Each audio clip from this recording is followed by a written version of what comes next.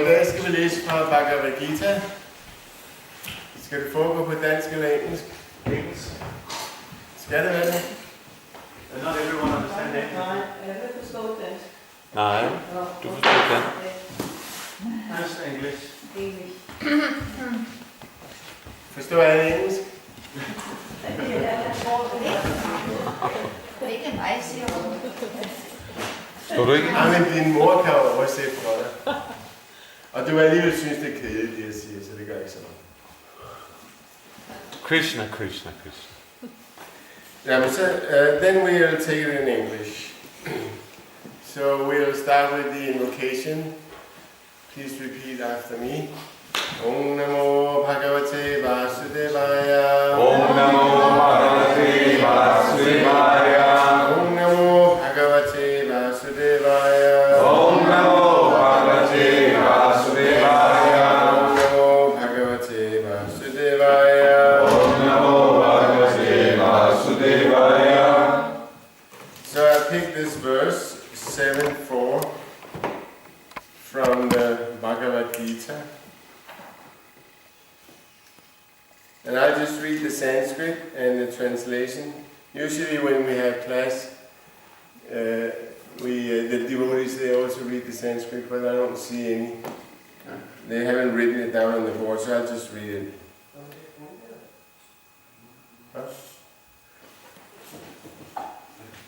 Bhumira punaro vayu kamanu buddhirevacha ankaraiti yame vinna prakriti rashtada. Og det betyder, that means, earth, water, fire, air, ether, mind, intelligence, and false ego. Altogether, these 8 constitute my separated material energies. And Srila Prabhupada's purport. The science of God analyzes the constitutional position of God and His diverse energies. Material nature is called Prakriti, or the energy of the Lord, in its different Purusha incarnations, expansions as described in the Sattvatara Tantra.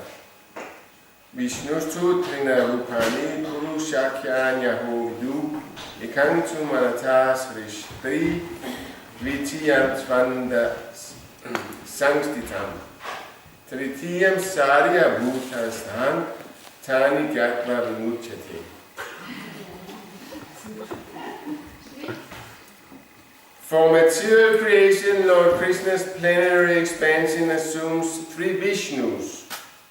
The first one, Mahavishnu, creates the total material energy known as the Mahatattva. The second, Garbhodakasha Vishnu, enters into all the universes to create diversities in each of them. The third, Kshirodakasha Vishnu, is diffused as the all-pervading Supersoul in all the universes and is known as Paramatma. He is present even within the atoms. Everyone who knows these 3 Vishnus can be liberated from material entanglement.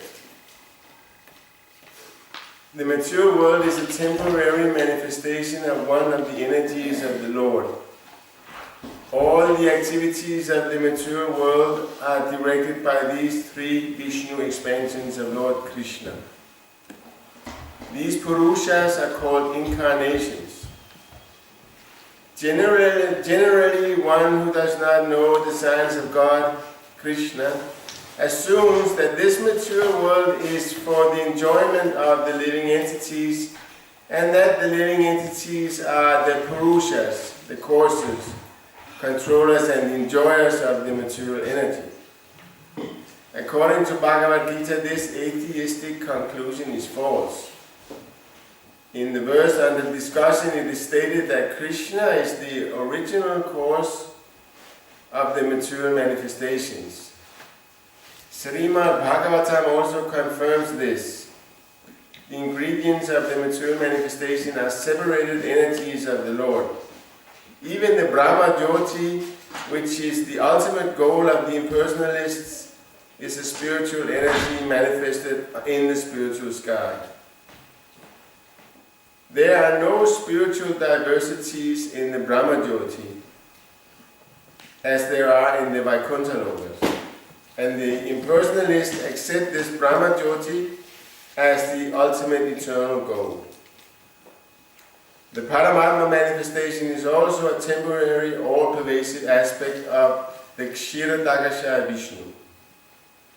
The Paramatma manifestation is not eternal in the spiritual world, therefore the factual absolute truth is the Supreme Personality of Godhead, Krishna. He is the complete energetic person, and he possesses different separated and internal energies. In the material energy, the principal manifestations are 8, as above mentioned. Out of these, the first 5 manifestations, namely earth, water, fire, air, and sky, are called the 5 gigantic creations of the gross creations, within which the 5 sense objects are included. They are the manifestations of physical sound, touch, form, taste, and smell. Material science comprises these items and nothing more, but the other 3 items, namely the mind, intelligence, and false ego, are neglected by the materialists. Philosophers who deal with mental activities are also not perfect in knowledge because they do not know the ultimate source, Krishna. The false ego, I am and it is mine, which constitute the basic principle of material existence, includes 10 sense organs for material activities. Intelligence refers to the total material creation called the Mahatattva. Therefore, from the 8 separated energies of the Lord are manifested 24 elements of the material world, which are the subject matter of the Sankhya atheistic philosophy. They are originally offshoots from Krishna's energies and are separated from him. But atheistic Sankhya philosophers with a poor fund of knowledge do not know Krishna as the cause of all causes. The subject matter for discussion in the Sankhya philosophy is only the manifestation of the external energy of Krishna as it is described in the Bhagavad Gita.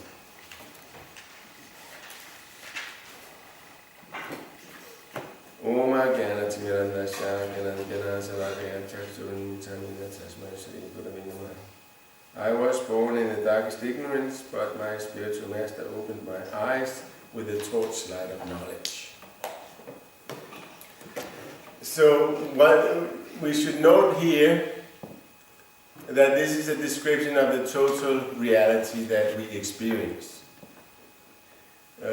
We have grown up with this modern understanding, the material that we learn from science, and which all kids are educated in schools, that the reality that we perceive consists of the material elements. So they call them all kinds of atoms and prime energies and subjects, matters.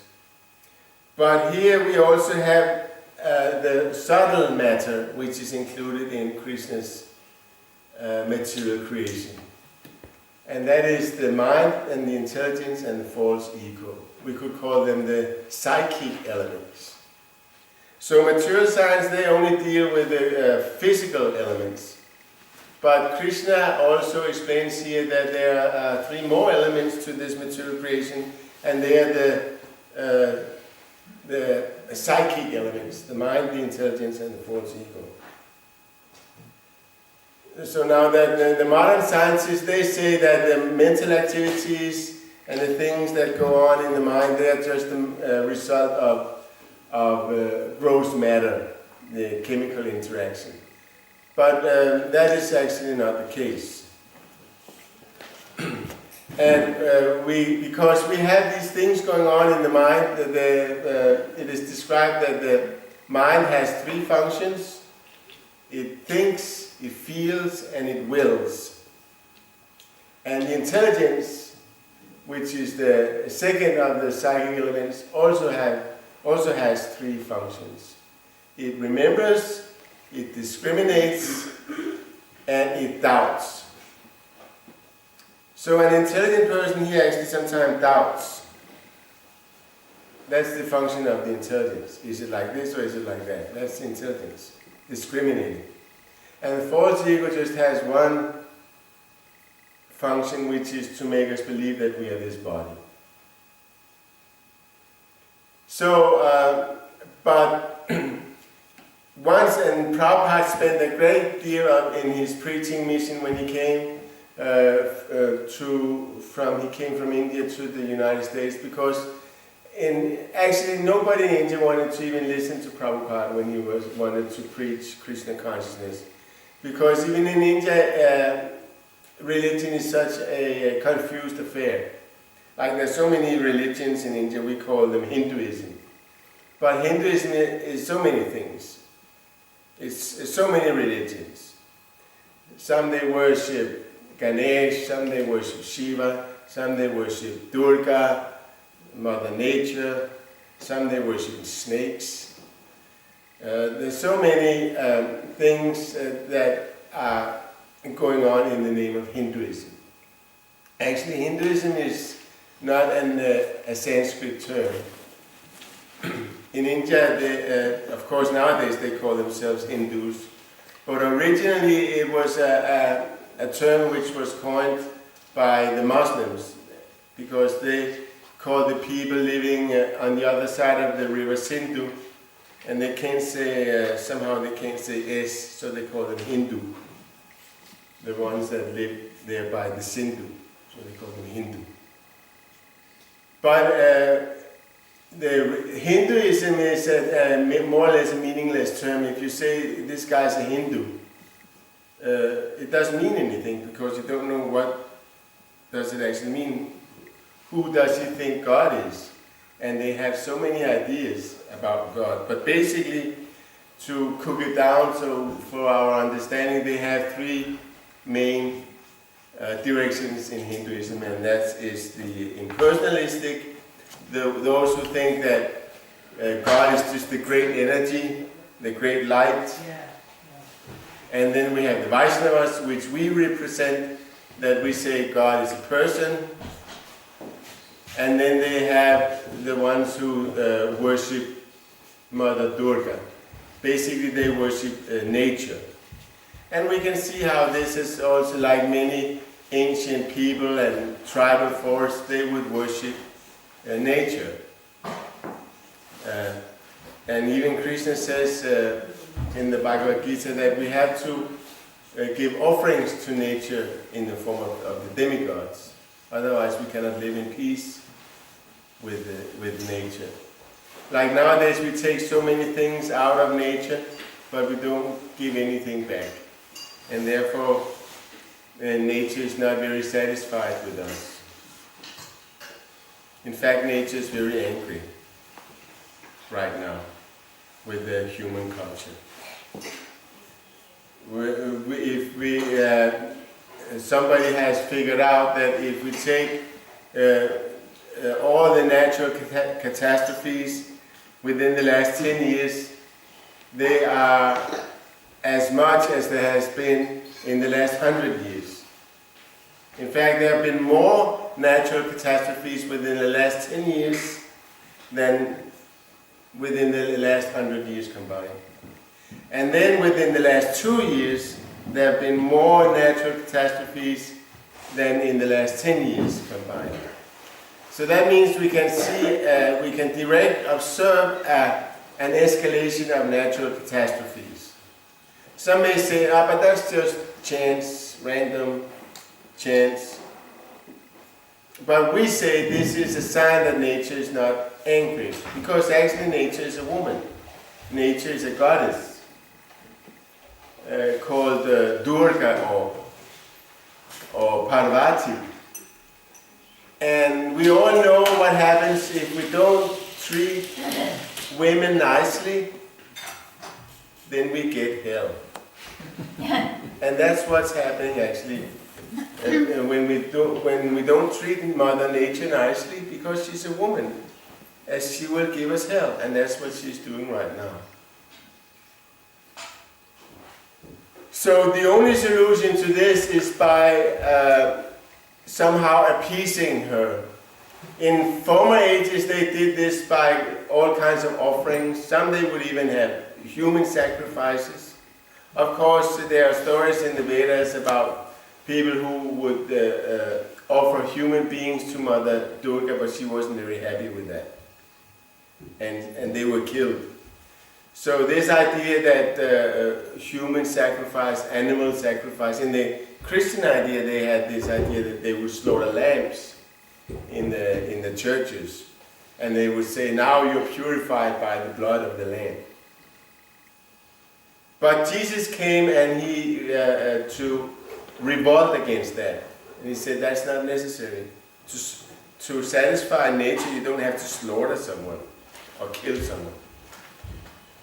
So there are many ways you can satisfy nature. In former ages they had all kinds of offerings. Like what we do here on the altar every day, that's an offering.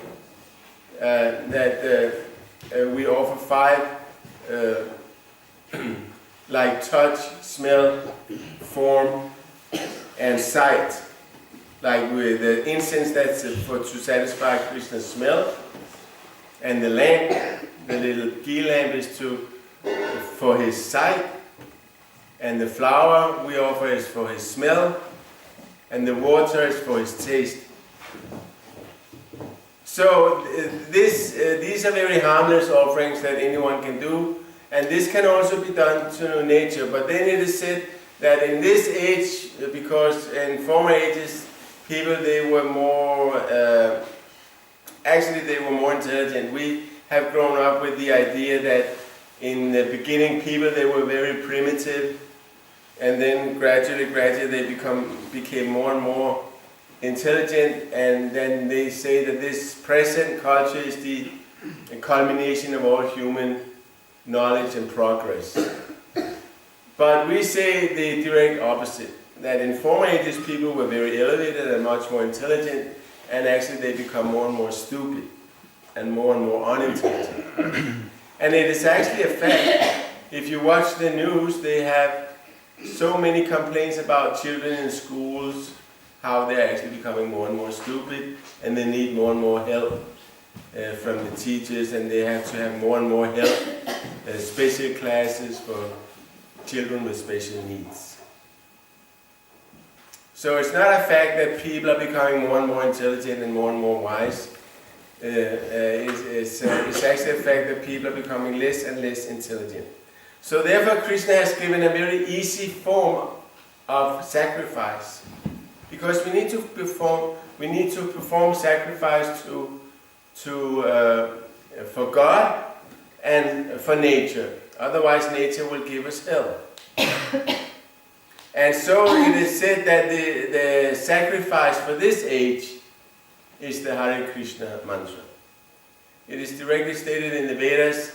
It is stated, Iti sudashakam namnam, kali kalmashanashanam, nata paratayopaya, sarva vedeshu drishyate.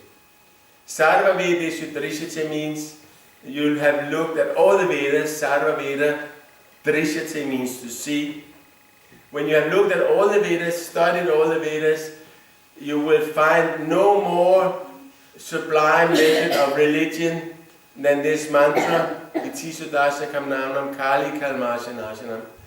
It is described, the Hare Krishna mantra is consisting of 16 words and 32 syllables. And it says that this mantra is the only thing which can give us protection in this Kali Yuga. So that's why we chant Hare Krishna. Not because somebody is just some idea that we have. It is actually the prescribed method of offering to God in this age. So by chanting Hare Krishna, we can have all our desires fulfilled. It is a fact. Of course, we don't chant Hare Krishna to have our material desires fulfilled. That's even an offense. But even if you have material desires, they will become fulfilled by chanting the Hare Krishna mantra. It is not the best reason to chant, because the best reason to chant Hare Krishna is because we want to get out of this world. Bhaktisiddhanta Saraswati Thakur said, Bhaktisiddhanta Saraswati Thakur, he's the guru of Srila Prabhupada. And he said that you cannot surrender to Krishna before you have realized that the material world is a place of suffering. Now, sometimes people they say, "Oh, you Hare Krishnas, you are so negative. You always harp on and on about the negative things about the material world, birth, death, old age, disease. That's all you can speak about. What about all the good things? What about love, the sunset, the sunrise? What about all the beautiful things?"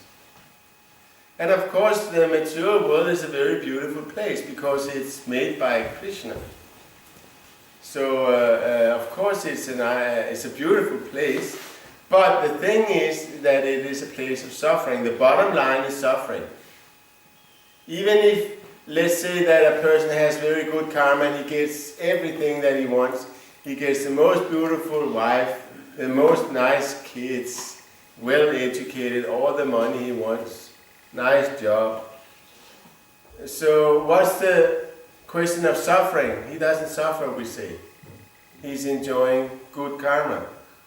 But then he has to get old and sick and die. So even it goes very well, it always ends in suffering. Anybody who is more than 50 years old can attest to that fact. Sometimes young people, they can't understand. Oh, what are you talking about? But when you get old and you see the body, it's just like a car. It just falls apart. And then you understand, yes, this is suffering. But then we say, no, we don't want it to be suffering, but it actually is. The body is basically a lump of suffering. And before we understand that, we cannot surrender fully to Krishna. So therefore it's actually not a negative thing. Of course it would be a negative thing if we didn't have any positive alternative. If you would say this material world is just a crappy place, it's a dump, and it's a place of suffering. End of story. But that's not the end of the story. That would be very depressing. But the positive alternative is that there is a better place, and that is back with Krishna. We are meant to play with Krishna. Just like in this world, we play all the different roles as women, as men, as fathers and mothers, lovers. But these roles you can have also to Krishna. You can be the father and the mother of Krishna. Because now modern mothers and fathers, they love their children very much. But then the children, they grow up and then they don't give a damn about the parents anymore. So that love between the child and don't tell her that. And then the love between the child and the mother, it ends. The love that the mother has for the child, it ends. When the child grows up, of course we'll love them their whole life, but maybe they won't love us, and sometimes they leave us, and sometimes they become drug addicts or criminals. So many, like Hitler, he was one time a little cuddly baby that his mother loved. Maybe she didn't love him so much when he grew up and started, making world wars and stuff like that. It's just an example that this material love based on the body, it is doomed to end. So, but the love that we can have for Krishna, either we can be the lover of Krishna, or we can be the parent of Krishna, or we can be Krishna's best friend, that will never end. that is eternally expanding. And it is not just a faith. Sometimes people or all the time people they call religion is just a faith, just something that you believe in. But Prabhupada never used the word faith for the Hare Krishna. He called it a science. And a science means something that you can investigate and experience and know about. So it is a fact that you can actually investigate Krishna and know about him. Krishna even says a few verses before here in the seventh chapter, very interesting verse. He tells Arjuna, now hear from me how by practicing yoga in full consciousness of me, you can know me in full and free from doubt. So Krishna tells Arjuna, you can know me in full, free from doubt. He doesn't say, believe in me or go to hell. He doesn't say that. He says you can actually know me. So that's a science. You can actually know Krishna. And you can love Krishna and be Krishna's friend. So we came here to actually imitate all the things that are going on in the spiritual world. In the spiritual world, all the living, all the souls, they are playing with Krishna in different capacities. Even one soul would be a piece of grass. Like Prabhupada explains here in the purport that the super soul is even present in the atom. So the difference is that here in this material world, the matter is not conscious. But in the spiritual world consists of Sat-Chit Ananda, eternity, knowledge and bliss. So everything in the material world is conscious. So even a blade of grass or the water or the sun and the moon, everything is there in the spiritual world. Because why does this material world look like it does? Simply because it's a reflection of the spiritual world.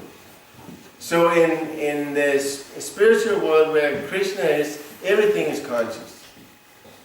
Like the grass, every blade of grass is a conscious soul, fully liberated. And when Krishna walks on it, it feels complete bliss. Imagine that. You don't even have to do anything. You just have to sit there as a piece of grass and wait till Krishna comes and treads on you, and you'll become treads on you, and you'll be completely blissful.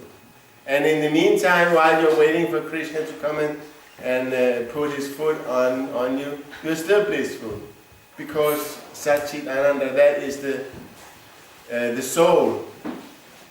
The soul is Sat-Chit Ananda. Just like here, even in this world, we can see how all living entities, they always gravitate towards these three: eternity, knowledge, and bliss. Like nobody wants to die, because we are eternal. So nobody wants to die. And we all want knowledge, that's why we go to school and we learn stuff. And we want to be happy. So we always gravitate towards Sat-Chit Ananda, because this is what we are in the heart. And the only thing that keeps us from not being Sat-Chit Ananda is this body. Because the body is not Sat-Chit Ananda, it is completely the opposite. The body is temporary, it is ignorant, and it is full of misery. So the body is actually like a prison for the soul.